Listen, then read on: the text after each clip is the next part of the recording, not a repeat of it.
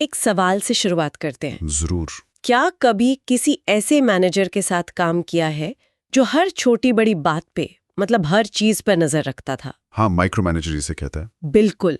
या फिर कोई ऐसा बॉस था जिसे आप पर पूरा भरोसा था और काम करने की पूरी आजादी देता था? दोनों तरह के अनुभव हुए हैं। इन दोनों अनुभवों में जमीन आसमान का फर्क होता है ना? बहुत बड़ा फर्क होता है। बस इसी फर्क को वैज्ञानिक तरीके से समझने और समझाने की कोशिश की थी एक विचारक ने, जिनका नाम था रेंसिस लाइकर्ट। बिल्कुल। लाइकर्ट ह्यूमन रिलेशन स्कूल के एक बहुत बड़े विचारक थे। उनका मानना था कि किसी भी संगठन की सफलता सिर्फ काम के तरीकों पर नहीं, बल्कि लोगों के आपसी संबंधों और तालमेल पर निर्भर करती है। हाँ बिल्कुल। तो आज हम इन्हीं के विचारों की गहराई में उतरेंगे। हम देखेंगे कि उन्होंने मैनेजमेंट के बारे में हमारी सोच को कैसे बदला, इंसान एक मशीन है से इंसान एक सामाजिक प्राणी है तक। और इस चर्चा में हम उनके दिए गए मैनेजमेंट के 4 सिस्टम, उनका अनोखा लिंकिंग पिन मॉडल और कैसे उन्होंने मैनेजमेंट को विज्ञान पर आधारित करने की कोशिश की, इन सब पर बात करेंगे। तो चलिए इसे एक एक करके समझते हैं। लाइकर्ट कोई हवा में बातें करने वाले थिंकर नहीं थे? नहीं, बिल्कुल नहीं। वो मिशिगन यूनिवर्सिटी में एक ऑर्गेनाइजेशनल साइकोलॉजिस्ट थे। और उनके सिद्धांत बहुत बड़ी रिसर्च पर आधारित थे, सही कहा ना? हाँ, ये बहुत जरूरी बात है। उनके सिद्धांत 25 साल की रिसर्च का नतीजा थे, जिस पर उस जमाने में $15 मिलियन खर्च हुए थे। $15 मिलियन? हाँ। ये तो बहुत बड़ा आंकड़ा है। हाँ, बहुत बड़ा। उन्होंने फैक्ट्री से लेकर अस्पताल तक, मतलब हर तरह के संगठन का अध्ययन किया। उन्होंने महसूस किया कि दुनिया बदल रही है। क्या बदल रहा था उस समय? देखिए, ग्लोबल कंपटीशन बढ़ रहा था और कर्मचारी भी अब ज्यादा पढ़े लिखे थे, जो सख्त निगरानी पसंद नहीं करते थे। समझ गई। तो इसी रिसर्च से उन्होंने मैनेजर्स के 2 अलग-अलग स्टाइल खोज निकाले, जॉब सेंटर्ड और एम्प्लॉय सेंटर्ड। ये क्या है?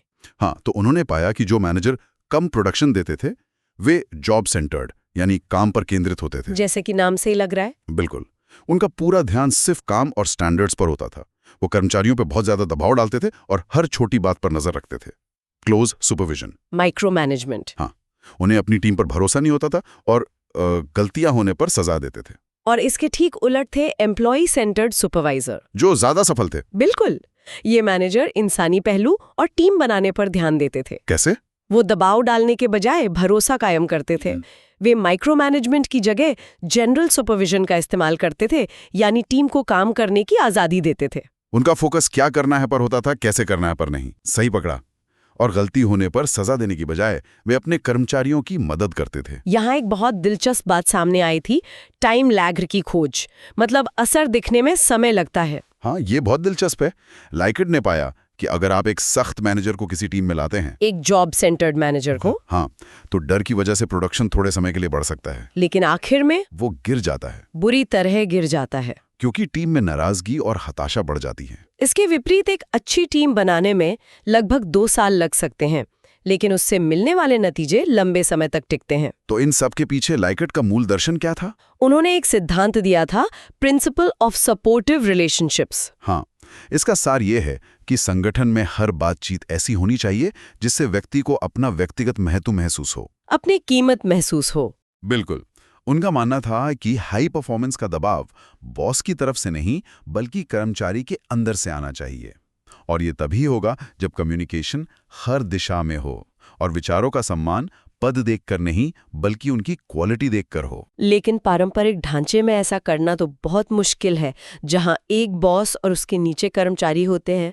हाँ, पिरामिड स्ट्रक्चर में। इसके लिए लाइकर्ट ने एक नया स्ट्रक्चर सुझाया, लिंकिंग पिन मॉडल। ये क्या है? यहाँ पर बात बहुत दिलचस्प हो जाती है। देखिए, पारंपरिक मॉडल में लोग अपने अपने डिपार्टमेंट में बटे होते हैं, साइलो में।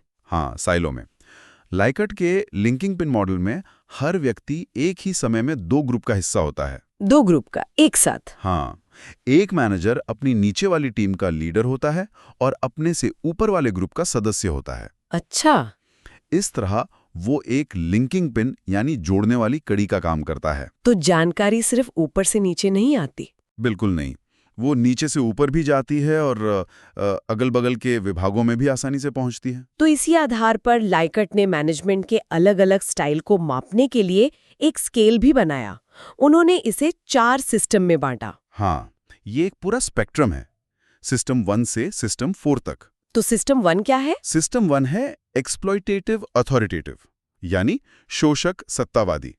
इसमें सारे फैसले टॉप पर होते हैं, कर्मचारियों पर कोई भरोसा नहीं होता, और काम कैसे कराया जाता है? डर, धमकी और सजा से। पूरी तानाशाही। हाँ, फिर आता है सिस्टम 2, बेनेवोलेंट अथॉरिटेटिव, मतलब परोपकारी सत्तावादी। ये कैसा होता है? यहाँ भी मालिक नौकर वाला रिश्ता है, लेकिन थोड़ा नरम।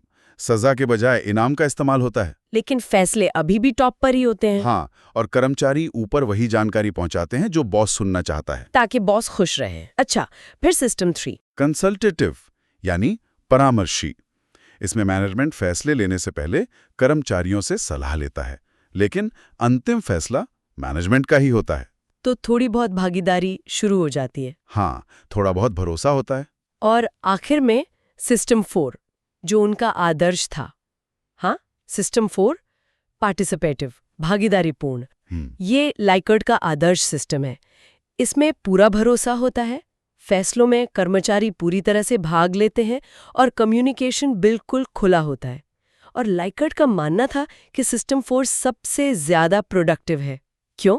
क्योंकि जब लोग किसी फैसले को बनाने में मदद करते हैं, तो वे उसे लागू भी बेहतर तरीके से करते हैं। उन्हें ओनरशिप महसूस होती है। ये उनका फैसला बन जाता है। बिल्कुल।